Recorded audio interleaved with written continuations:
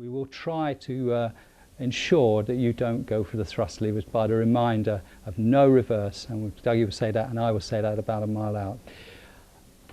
Once you've landed the aircraft, both hands back on the control column, feet on the heels on the floor, keep it straight with the rudders.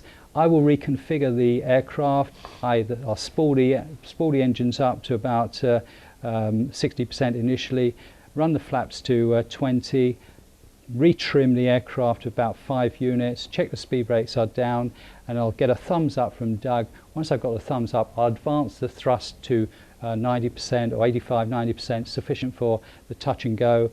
And the next call you will hear will be rotate. You rotate back into the circuit. There is a slight noise abatement at Manston, which I'll remind Gus out on the first one, and then once you've seen it once, you'll know it. And I say we'll do alternate right circuits, left circuits. Probably best for you guys for right circuits because it's easier for you in the downwind and the base leg position. Just joined us up here on the flight deck. Welcome to the Oasis Boeing 747. I've introduced myself, Chris Humphrey, base trainer with Oasis. This is Gustavo Vives, one of our senior first officers with Oasis, and Gus will be doing a sector to Manston. Captain Doug Miller on the safety pilot's seat, and Doug will be monitoring us during the course of the day, ensuring that I do all the correct things, and he's my backup. And at some stage during the course of the detail, we may switch over. The base training detail today is our normal base training airfield at Manston. We have used other airfields in the past, but this fits in very well for the downtime periods. The aircraft has landed about 2 hours ago, and we will be going off to Manston, conducting our base detail today, clearing the 4 guys for their recency and their upgrades to be Oasis pilots in the case of Andre.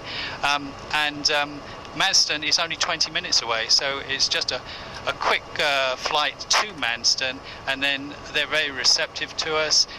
They accommodate us well. It's a good runway. It's a nice runway for experienced guys and not so experienced people. The runway is very wide, so if we have people who are fresh off a small aircraft such as a 737 or an Airbus, it's nice to give them the extra width of this runway. Manston was used in the Second World War as a Royal Air Force station. It's still used now commercially.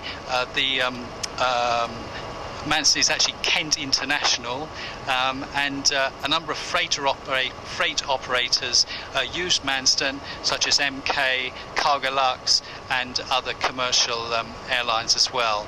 But they allow us in. We do about 15 circuits today, and then we'll probably park the aircraft up until it's time that our slot is acceptable to come back to Gatwick this afternoon at about 5 o'clock, and then that's just good timing for the aircraft to be prepared for service for the Oasis flight to Hong Kong this evening.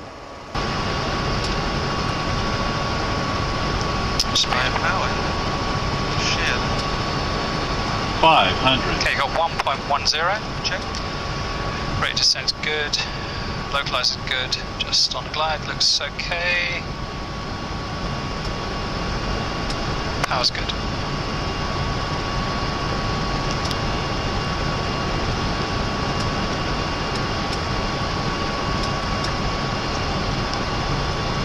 Minimums. Landing. Oh no. Touch and go. Touch and go. 100. 50. 40. 30. 20. 10. Okay, hands off please.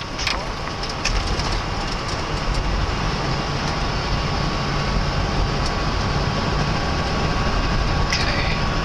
Rotate.